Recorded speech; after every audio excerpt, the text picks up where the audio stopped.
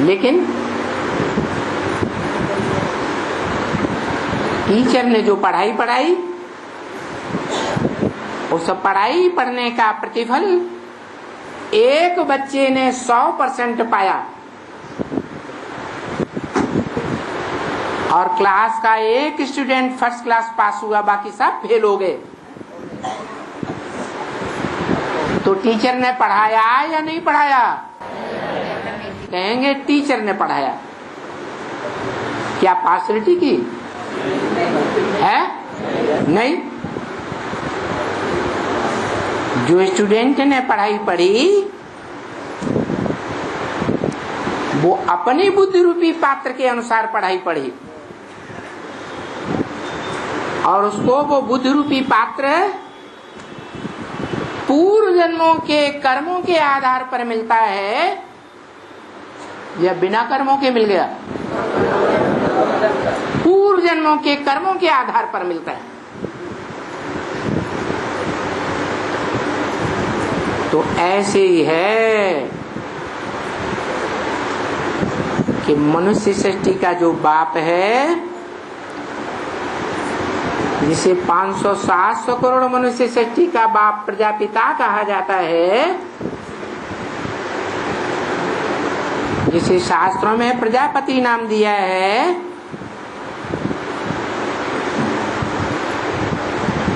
वो आत्मा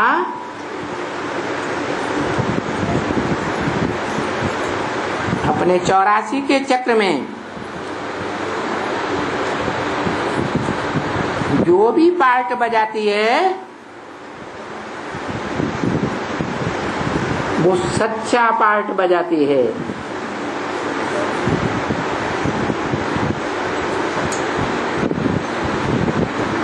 झूठा पार्ट नहीं बजाती। कोई भी कर्म इंद्रियों से पार्ट बजाएगी, चाहे ज्ञान इंद्रियां हो चाहे कर्म इंद्रियां हो, सत्य कर्म करेगी या झूठा कर्म करेगी? सत्य कर्म करने वाली।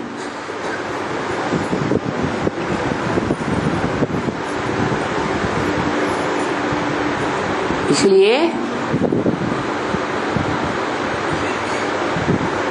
बाप का जो विरुद्ध है,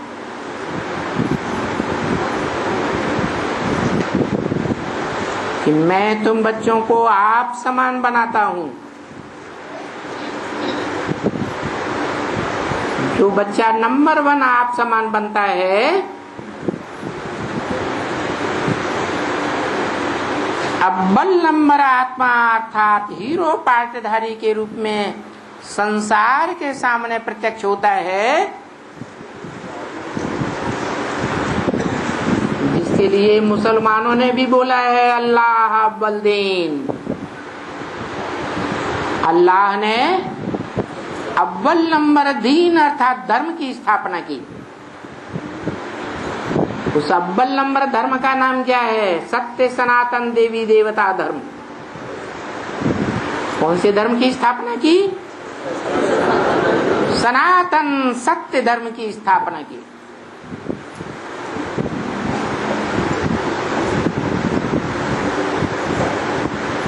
उस धर्म का नाम धर्म पिता के नाम पर पड़ता है।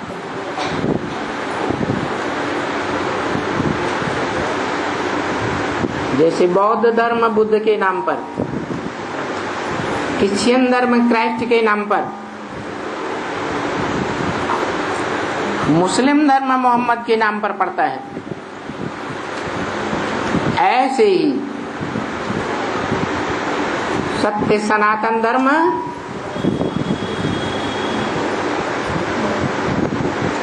मनुष्य सृष्टि रचने में जो ब्रह्मा का पहला बड़ा पुत्र गाया हुआ है, ज्ञान और योग की शक्ति के आधार पर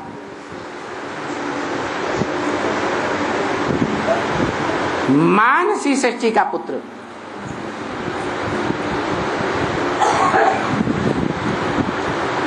इंद्रियों से पैदा हुआ पुत्र नहीं, न ज्ञानेंद्रियों से पैदाइश, न कर्मेंद्रियों से पैदाइश। कैसे पैदाइश होती है? मानसी सृष्टि मनसा संकल्पों के आधार पर श्रेष्ठ पद प्राप्त करता है।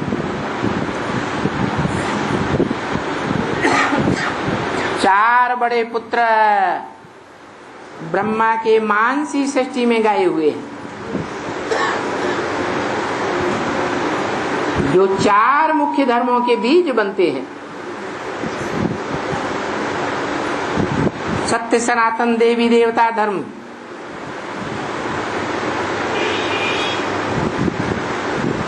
इस्लाम धर्म, बौद्ध धर्म और क्रिश्चियन धर्म।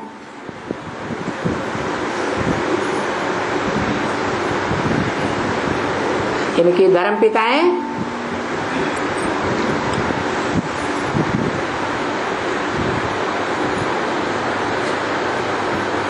जो भी धर्म पिताओं के रूप में इस सृष्टि पर आए,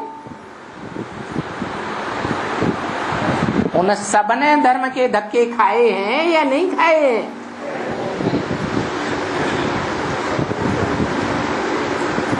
ये धर्म के धक्के बहुत प्रसिद्ध हैं संसार में। वो देहधारी धर्म पिता इब्राहिम, बुद्ध, क्राइस्ट आदि, वो तो देह अभिमानी धर्म पिताएं हैं।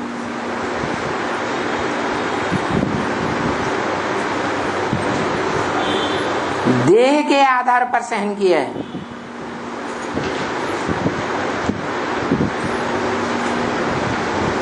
लेकिन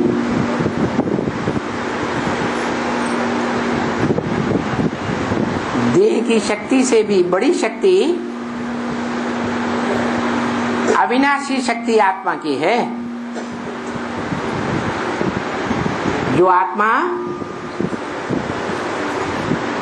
सत्व प्रधान भी बनती है और तामसी भी बनती है, तमो प्रधान भी बनती है।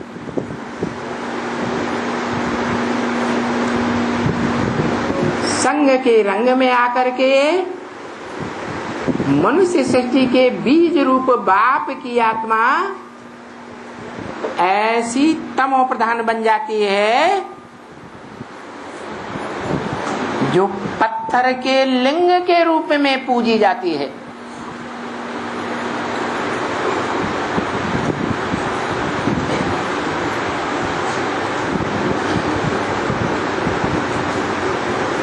उसकी सात्विक देह का यादगार है स्वर्णलिंग, भक्ति मार्ग में पूजा गया। सत्व प्रधान देह का यादगार, सत्व सामान्य देह का यादगार है रजत लिंग, चांदी का लिंग। और रजो प्रधान देह का यादगार है ताम्रलिंग। तमो प्रधान देह का यादगार है लौह अथवा पत्थर का लिंग।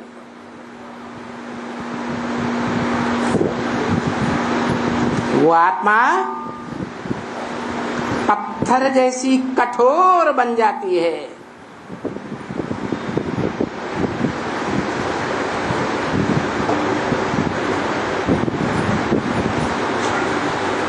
और साधारण पत्थर नहीं,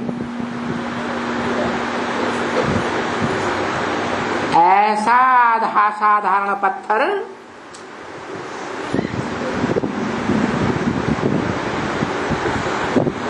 जिसका यादगार माउंट आबू का पहाड़ है। एक ही ग्रेनाइट पत्थर से बना हुआ पहाड़।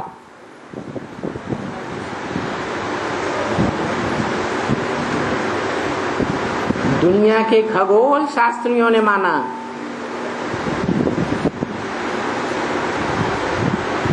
कि आबू पर्वत दुनिया के सबसे जास्ती गहरे पहाड़ों में से है।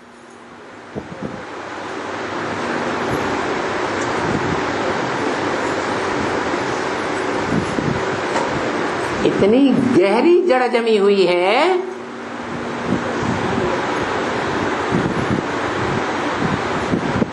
कि दुनिया में जब बड़े बड़े भूकंप आएंगे महाविनाश के टाइम पर, महामृत्यु के समय, जिन भूकंपों में मनुष्य सृष्टि सारी दब करके मरेगी, छोटी बड़ी बिल्डिंगों में,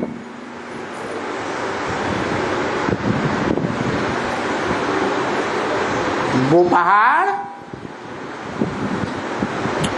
अंतिम क्षण तक भी स्थिरियम रहेगा।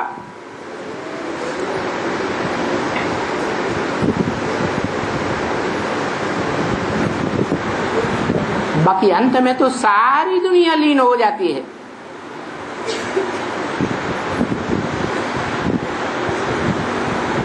जड़ जंगम सभी पदार्थ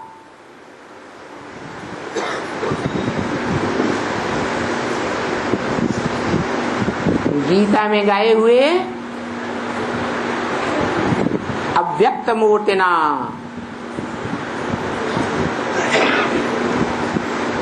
शिवलिंग स्वरूप में समा जाते हैं।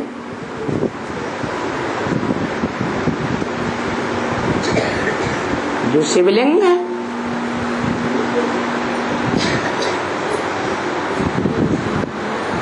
साकार और निराकार के मेल का यादगार है।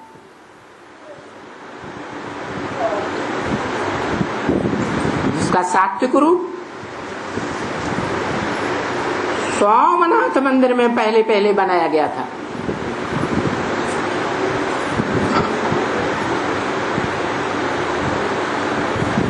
यहाँ लोग गोल आकार का लिंग रूप बड़ा पत्थर था,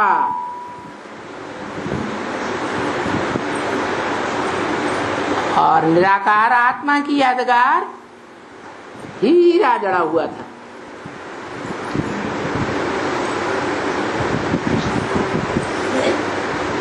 हीरा छोटा रूप और लिंग बड़ा रूप।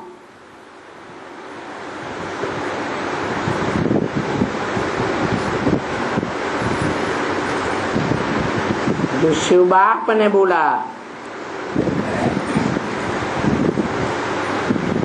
ब्रह्म वाक्य मुरली में बोला, छोटा रूप नहीं याद आता है तो क्या करो, बड़ा रूप याद करो।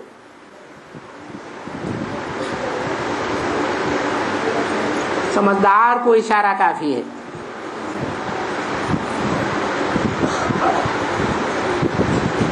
इसमें आत्मिक स्वरूप में स्थित होने वाली आत्मा हीरो पार्टधारी हीरा भी है,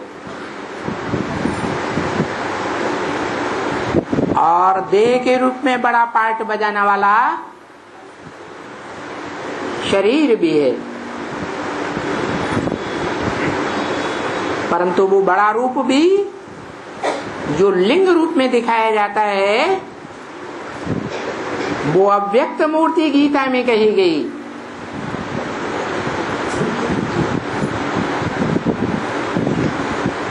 मूर्ति माने मूर्तमान, मूर्त, साकार।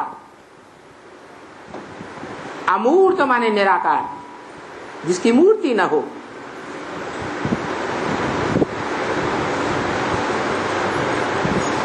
तो वो लिंग को अमूर्त क्यों कहा? इसलिए कहा उस लिंग में हाथ, पांव, नाक, आंख, कान, इंद्रियां नहीं दिखाई गई हैं।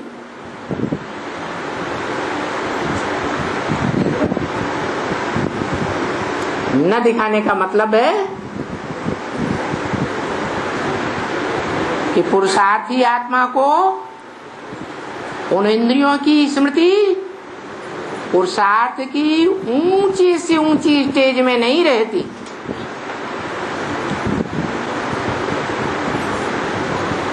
इसलिए चित्रकार ने, मूर्तिकार ने वो सार्वभौम मूर्ति बनाई, शिवलिंग, जिसमें इंद्रियां नहीं दिखाई गई हैं। बाकी ऐसे नहीं कि वो साकार रूप को इंद्रियां होती नहीं है, इंद्रियां होती तो हैं, लेकिन मन बुद्धि रूपी आत्मा में उनकी स्मृति नहीं रहती है।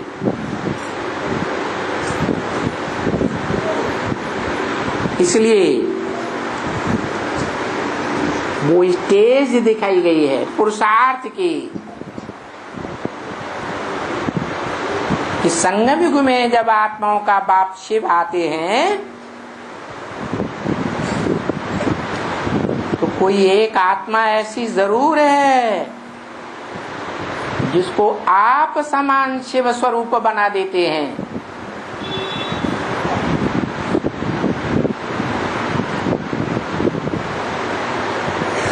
अपना सारा ज्ञान का वर्षा देकर बनाते हैं। जैसे दुनिया में भी परंपरा है, हिस्ट्री में देख लो, कोई भी राजाएं हुए उन्होंने प्रायः करके अपने बड़े बच्चे को राजाई दी है, राजाई का वर्षा दिया है। ये परंपरा कहाँ से चली है? शिव बाप से चली है। शिव बाप भी जब इस सृष्टि पर आते हैं तो अपने आत्मा रूपी बच्चों के बीच जो बड़े से बड़ा पार्टधारी बच्चा है, उस बड़े बच्चे को अपना ज्ञान का भंडार का वर्षा देते हैं, या कहो वो बच्चा लेता है।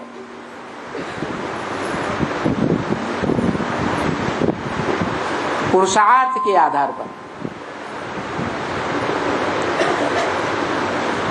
और क्या वर्षा लेता है?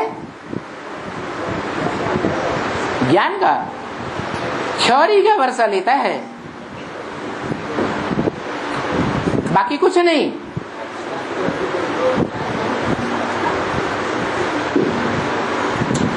सुप्रीम सोल बाप शिव कहते हैं तुम बच्चे मास्टर त्रिकालदर्शी बनते हो, अर्थात तुम प्रैक्टिकल में ज्ञान का वर्षा लेते हो, ज्ञान का प्रतिफल प्रैक्टिकल में प्राप्त करते हो। तो क्या वर्षा हुआ?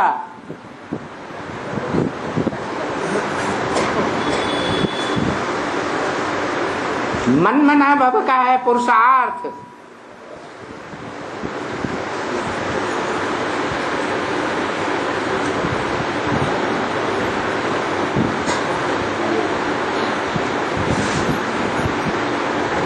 और मध्याजी भव का अर्थ है प्रैक्टिकल रूप में समा जाना। ज्ञान का प्रैक्टिकल रूप क्या हुआ है? याद।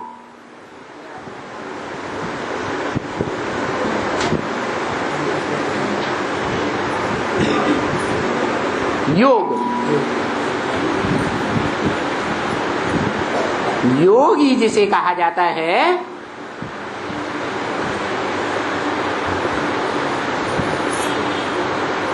वो योगी प्राप्ति का स्वरूप है।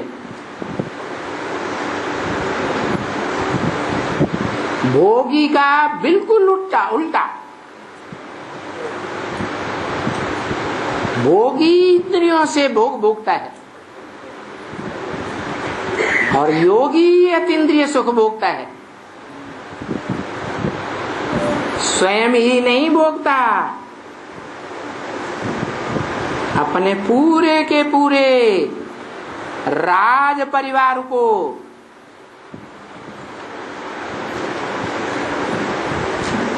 उस योग का वर्षा देता है। योगी होगा तो योग का वर्षा देगा, योगी नहीं होगा तो योग का वर्षा नहीं देगा, भोगी होगा तो भोग का वर्षा देगा। कहेगा बच्चे शादी करो, बच्ची शादी करो, इंद्रियों के भोग भोगो।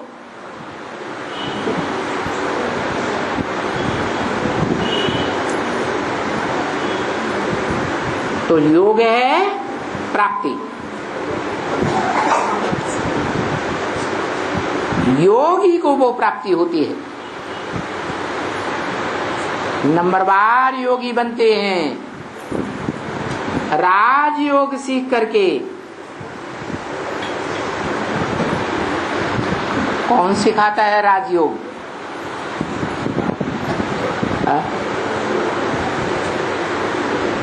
कौन सी आत्मा है जो सिखाती है राजयोग? 16,000 के परिवार को सिखाती है।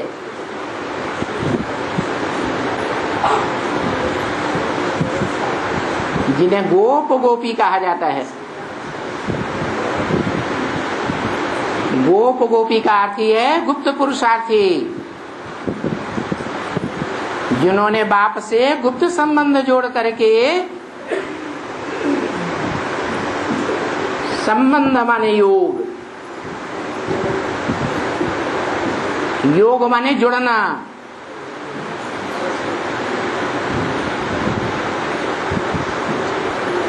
कोई भी इंद्रियों से जोड़ा जाता है।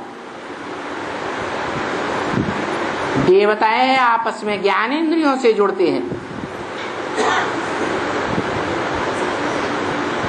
द्वापर युग से द्वैतवादी मनुष्य भ्रष्ट इंद्रियों से आपस में जुड़ते हैं, तब सृष्टि की पैदाइश होती है।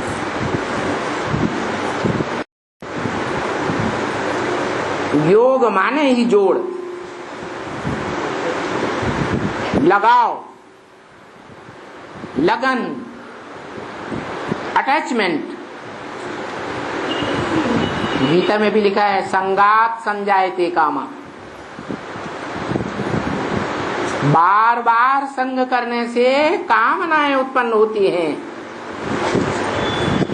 और जो कामना उत्पन्न होती है वही अविद्या है। कामना माने इच्छा। इसलिए बाप कहते हैं इच्छा मात्रम अविद्या।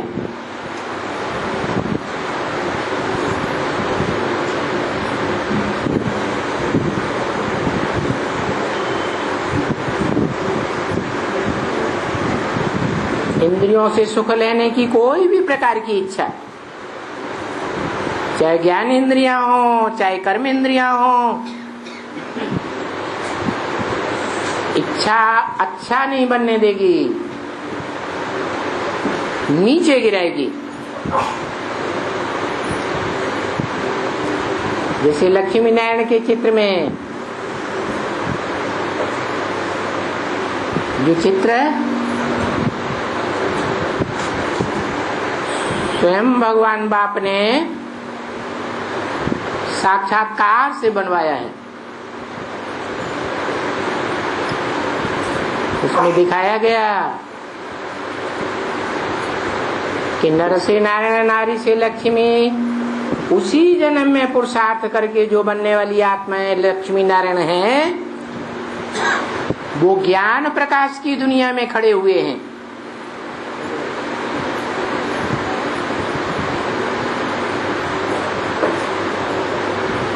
इंद्रियों के लिए इच्छा मात्रम अविद्या।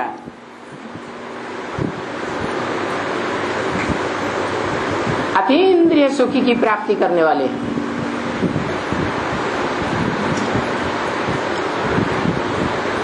और उनके बच्चे जो नीचे दिखाए गए हैं राधा कृष्ण के रूप में, वो क्या कर रहे हैं?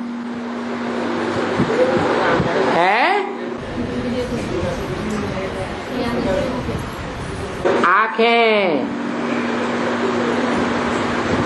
आंखों का श्रेष्ठाचारी सुख ले रहे हैं,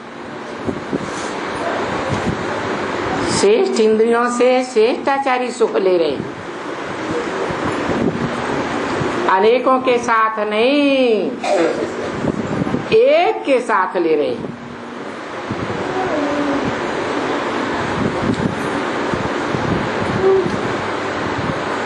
तो सतयुग की जो पहली पीढ़ी में राधा कृष्ण जन्म लेते हैं, उसी जीवन में इंद्रियों का, ज्ञान इंद्रियों का सुख भोगते भोगते वो अंत समय में शरीर छोड़ने की स्टेज में आकर 16 कला संपूर्ण से पौने 16 कला संपूर्ण बनते हैं या नहीं बनते हैं? नीचे गिरते हैं या नहीं गिरते हैं? क्षरित होते हैं या अक्षर रहते हैं? क्षरित हो जाते हैं। क्षरित होने माने शक्ति क्षीण हो जाती है।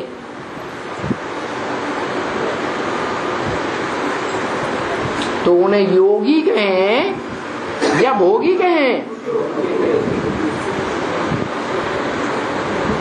भोगियों में श्रेष्ठ भोगी हैं, क्योंकि श्रेष्ठ इंद्रियों का सुख भोगते हैं। और एक नारी सदा ब्रह्मचारी का सुख भोगते हैं। जैसे जानवर भी विचारी होते हैं, ऐसे जानवर बुद्धि नहीं होते।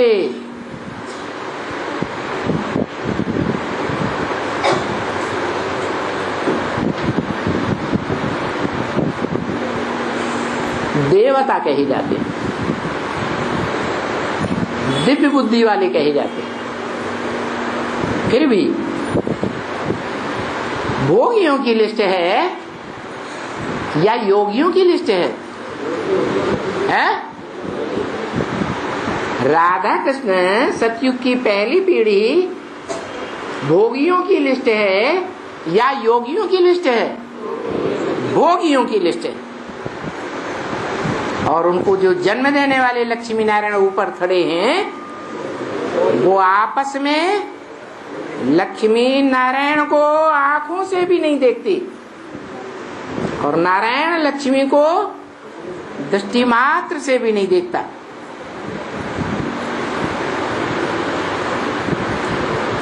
कौन सा सुख लेते हैं? जो राधा कृष्ण जैसे श्रेष्ठ बच्चे पैदा होते हैं, मनुष्य सृष्टि के, मनुष्य सृष्टि रूपी वृक्ष के पहले पत्ते गाए जाते हैं। वो नर से नारायण उसी जन्म में बनने वाले कौन सा श्रेष्ठ सुख भोग